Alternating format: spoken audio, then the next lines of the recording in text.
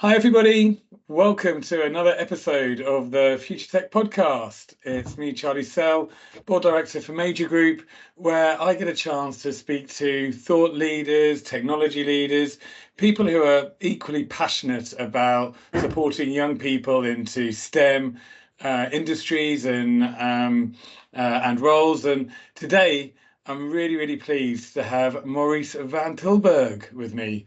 Maurice is the former CEO of the stock exchange and now supports one of the Holland's, leading foundations, I guess, Dutch-backed foundations, helping tech startups in Holland really excel and grow. So if there's anyone who knows about STEM and technology, especially within Holland, I think Maurice is going to be one of our experts. So Maurice, welcome to the podcast. Thank you. Thank you for having me.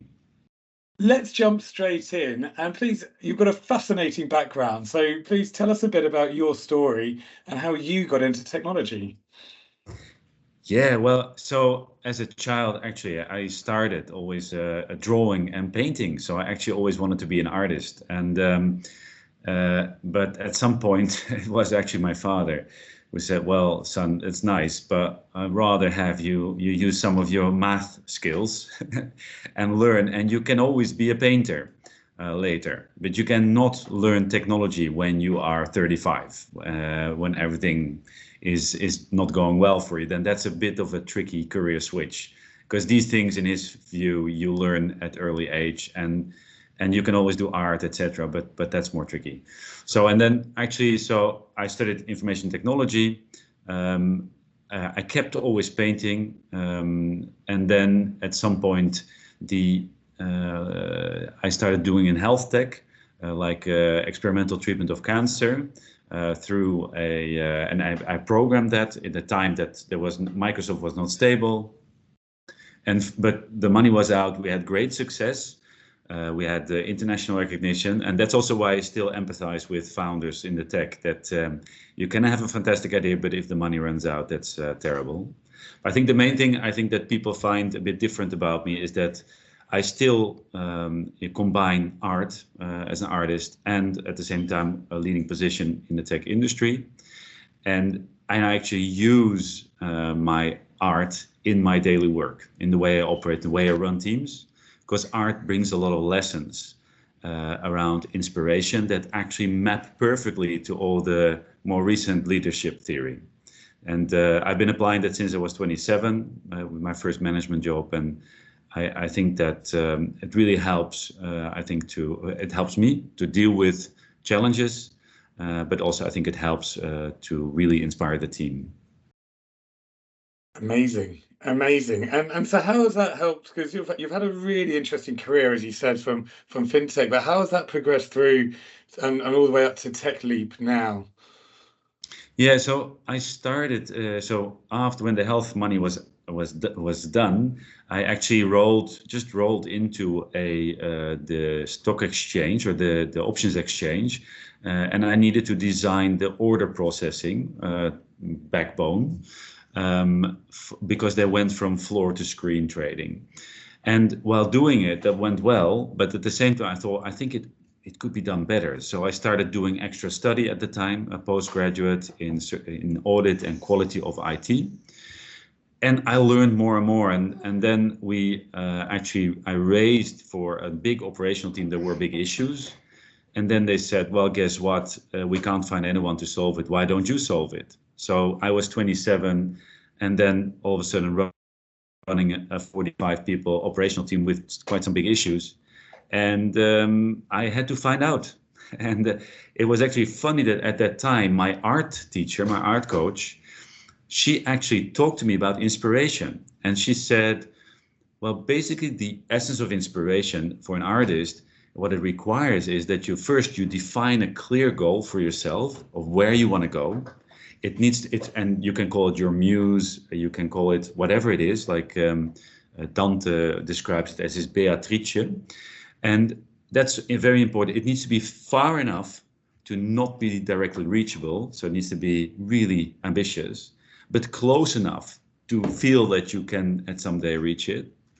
And then you need to basically limit the options because the best way to screw up energy is to have too many options. So if you give an artist 50 topics and 5 types of paint and backgrounds and digital stuff, it's the best way to get an artist really, in despair.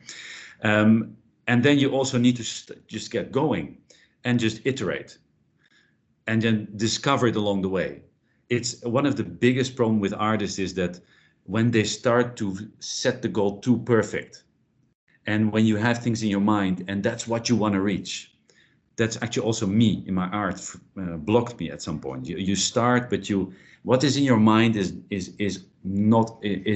often not real, is not detailed. It's just a feeling. It's just what comes to you, but it shouldn't limit. So you just get started and you go. And I think these things are the same how I work with people that work for me. So like we try to really be clear together, or even make an image of where we want to go, simple enough, far away enough, but also clear in what value it brings.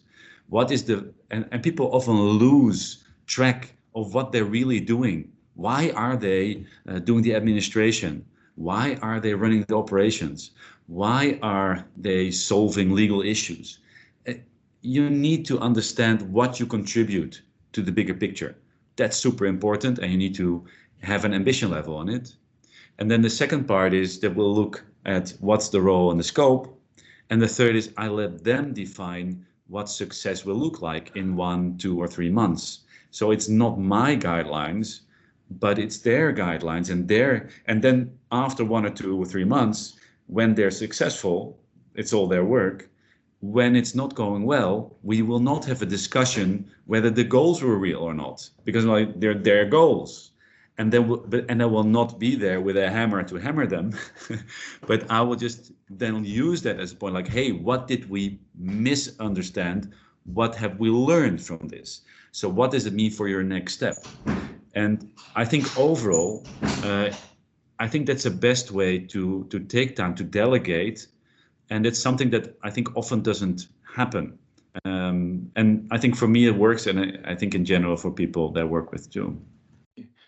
And I have to say that's inspirational, because it's the first time I've heard such a close analogy of one topic supporting technology, and for you obviously it's the art, the principles that you've learned about art that is so transferable, and not actually technology, just running businesses, teams, in general. And so I think what happened is that team within 3 years, I also had the other operational team, so it became bigger, and we could show that it was going better. People were more autonomous, people were working, because I'm a rational guy and I'm born in a Western world and I'm a white guy, so I'm privileged. And so I've learned that you put your structure on the world, and if it doesn't work, you push harder. That's the Western culture we grow up in. And that's actually not how it goes. The Titanic had fantastic measurements, and a lot of it was good. But if someone parks it against a big ice thing, it's still, and then still it's people that will have to deal with it. And it's the same in business. A lot of time, also the Western way of thinking is that it's always the structure that is, and that we have to change the structure and define the role. And my view is it's often the energy that's not there, and most of the time it's interpersonal shit that's not working. And so let's talk about it. And so after this department, I actually got another department to run, and another department, and then at some point I thought I would never become very successful, because I was just with a team trying to make the team get bigger and better, and each time my motivation was a team that together reaches goals and you see them improve. For me, that's super inspiring. And then actually I was surprised when all of a sudden I was tapped on the shoulder, and there was a top position at Euronext, the European exchanges available, and they said, well, Maurice, we're looking for a COO at the time. We heard from your colleagues that there's only one guy we should ask, because by now you've seen the whole and fixed a large part of the company. So would you want to do that? And I was like, oh. So for me, that was a bit of a surprise. And I thought actually people like me with artistic, and now today I don't, but normally I wear nail polish. I had a beard, long hair. I didn't necessarily see myself fit. I didn't have role models, although I'm white, I understand, super privileged, so etc. And often I was, seen as a bit of a goofball. But then all of a sudden you get in a position, and from there it went on actually, and then it became easier, of course, because when you're in that position, you can, I had never shared with my senior management that I was using art as an inspiration, because I thought they think I'm crazy. With an artist, I can talk about my dark side and how I deal with that. If I talk in financial industry, they'll be like, what's this guy doing? Are you crazy? Are you insane? I mean, what they don't understand that if they don't realize that there is a dark side, that it is actually more terrible for them than for me. Because if you don't recognize that you have dysfunctional patterns, it's really, you keep your bias. The only way to address it is to know the own bias. And that's also, I think, what an artist does. An artist is basically, I see like a sort of an onion, and the layers are built by the culture you are born in, what you get from your parents, what you get rewarded on, what you see around you. And you can, as an artist, what you do is you unpeel yourself every time. So I every time get faced with issues on my side, things that I don't do well. And the only way is to, reflect and research how I work. And with it, I get better visibility of me, but also I get better visibility of my surroundings, because I can also see that things are going wrong there. And so, that's extremely helpful. And in the end, it helped me enormously, these insights, because often you're facing bottlenecks when you're a person in growth, and you can't see beyond the pain. Everyone gets frustrations, gets things that don't go the way. The meeting you are in, people all of a sudden say, "Why would we do this?" And you're like, "Huh? What?" And one person dominates the meeting against you. And if you are still in that feeling and being hurt, you will not be effective to deal with it. All these sort of situations. And so the better you know yourself, the more you can laugh about yourself and take yourself not too seriously and say, I'm just a white guy that got lucky, and sure, I got helped here and there, but at least I'm doing my best. It helps to not be too much into it and to be able to manage. And so nowadays, when this happens to me in a meeting, for example, I will say, well, okay, I will first ask open questions, so it gives me time to deal with my stress, let it flow out, let it go down, and have the other one talk. I will also sometimes ask someone else that I know maybe has a different perspective. And if it doesn't work, I'll take it off the table myself. I say, okay, interesting, super interesting views. I just didn't integrate them yet. Can we take this offline and I'll bring it back, also integrating your view. Great stuff. And then you can bring it back again and you say, well, I've taken on board this fantastic view. It's so nice that you're supportive. And this is where we go. So I think this is just a practical example of where it helps, to get more impact of what you do. Yeah. Well, Maurice, I have to say that's such an interesting just explanation of as we said earlier. This is just 101 in great leadership and management. It's not even about careers in STEM, but your authenticity and bringing that human element to getting the best out of people. And as you say, the Titanic example is a great one. It doesn't matter how great your product is, your infrastructure, your business. If something goes wrong, it's your people that will fix it, or need to rally together, and they need to believe in that vision, and the leadership in general. And let's be clear, I still make massive amount of mistakes every day, because, and so it doesn't, if you talk to maybe some of my colleagues now, they will say, well, I don't like what he does or whatever. Still happens, and I'm still, and I think when you approach it like this, it's tougher, because sometimes it's very easy to be binary, black and white, because I hear some people say that management is simple. I'm like, okay, that's the first real reason why I think you are not capable, because it is never simple. I think it's always complex, because you want to respect people, you want to motivate, but also you have to manage the team consequences. So one of my early mistakes was that I could understand everyone. And I thought, okay, yeah, I understand you're late for the 5th time this week. Oh yeah. And then other people would be complaining. I'm like, oh yeah, I understand that too. So I discovered I had to reframe my perception. So now my motto that I use in these cases is, I can understand and support everything unless it goes against the interest of the team. And so then sometimes I will act to make sure that we intervene, that I intervene. Yeah. But it makes it more complex. And some people will say that you're not so clear. Yes, I know, that's true. But life is not so clear either. And I think overall, for example, I studied a lot the art of war and the whole Chinese philosophy. That's way more, for me, very important, because it's opposite of the Western culture, where it's all separate. Like you have the management and the people, you have the God and reality. It's sort of all a dual system.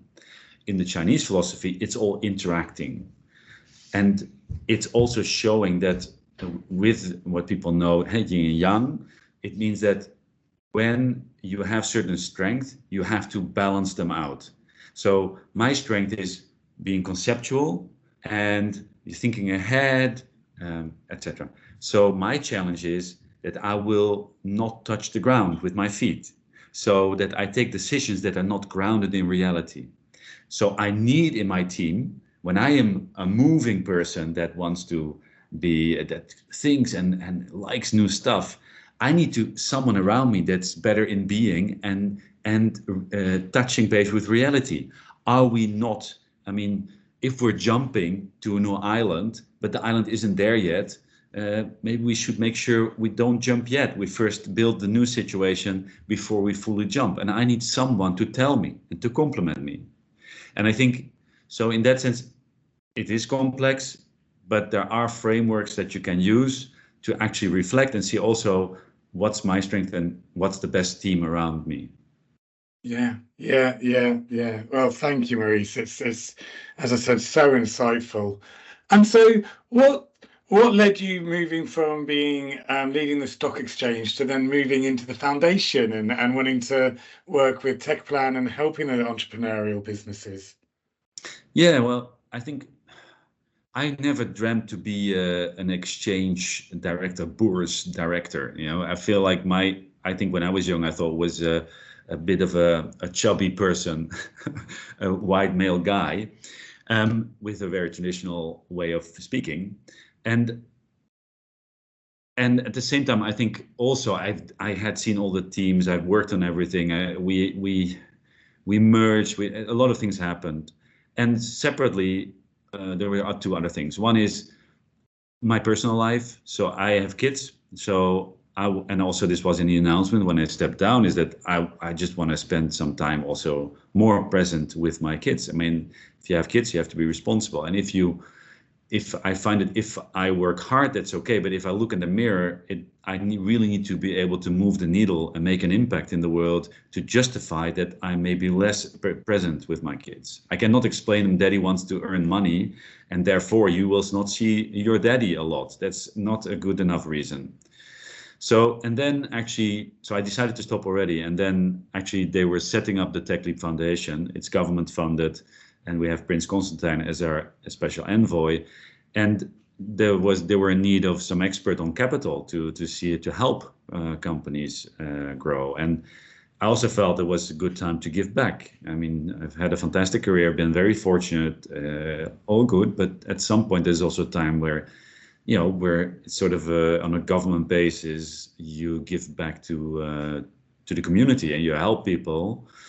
And as Techleap, what we do, we do have mentoring programs, but also, for example, we work a lot now on diversity, equity, and inclusion, and how to improve that in the ecosystem and make people like myself that are and yourself that are in good positions with different skin color and a male gender, make them more aware and trained on how to lead an inclusive company, because that's still something I think that's missing. Only, I think was announced, only 0.6% of the money last year went to female-led companies.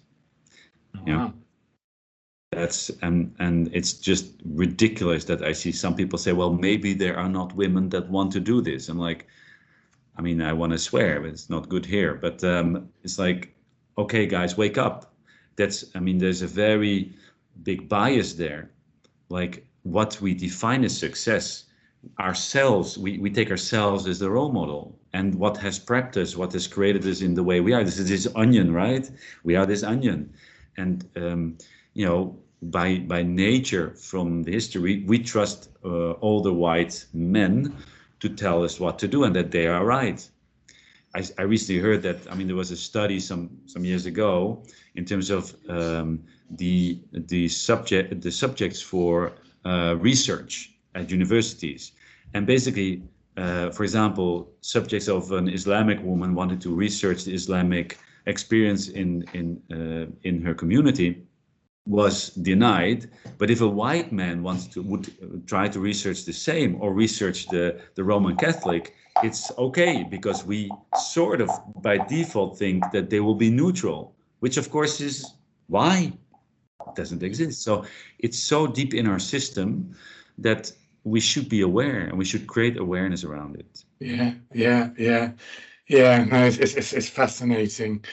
And so, well, time has flown by as always. This has just been such an interesting conversation. So, Maurice, the last question for me: what's one or two bits of advice that you would give a young person when they're looking to get a footstep in the door of a career within predominantly technology businesses? Yeah. Well, first of all, if you record this, you might hear a sound. It's my son sitting near me. So that's part of being present as a father. Yeah. So sorry about that. But so one thing I think is I think it's important. I see people make sometimes a bit mistakes of what they expect in the company they choose. I think it's what I've learned is very important to think what sort of person are you? Are you someone who thrives in an environment where it's a bit hectic, where things are not perfectly organized, where you then can step up and show that you can do more than you're asked for? Or are you a person that likes structure and a clear path ahead? And I see people, for example, I see both sides go wrong. I see some people expecting a career path and then being disappointed in the tech industry, in the young tech industry. And I see also the opposite. I see people going into large companies expecting that they grow fast. That's not the case. A big company, you have predictable, slow growth. Okay. But in a small company, you can expand your expertise way more quickly. You will also make mistakes more easily. So, but that's really, and I see that go wrong a lot of times. So I think be aware of who you are and what you're looking for in the organization where you're gonna work. That's one thing. Second is one lesson I learned from a philosopher. I think manage your energy is important, but there are ways to actually manage it. I think there's a famous philosopher who says the most sad picture is a young child that sits down in the forest and is lost and doesn't know the way home. And he used it to explain what happiness is, because happiness is not the fact that she's not unhappy because there's no way home.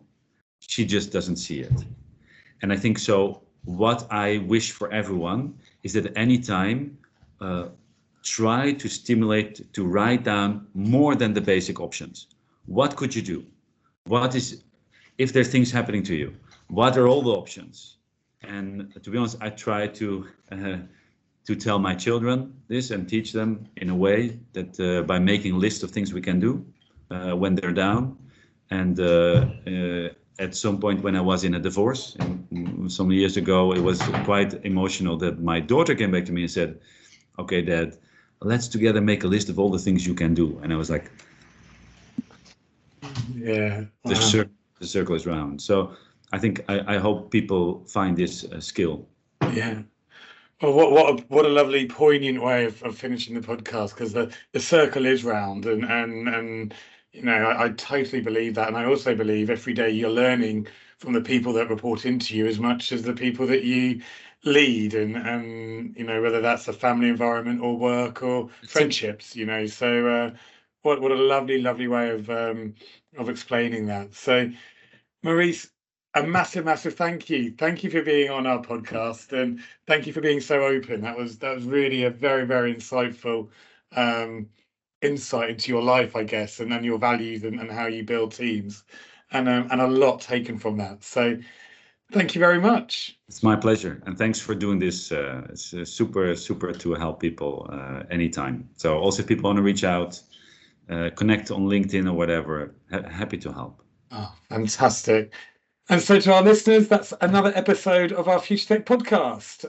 The show is shared on the STEM Ambassador Association network, as well as on Arrows Group /podcasts and our Spotify channel. So for everyone listening, thank you very much. One more time, a massive thank you to Maurice. And that's another show done. Thank you.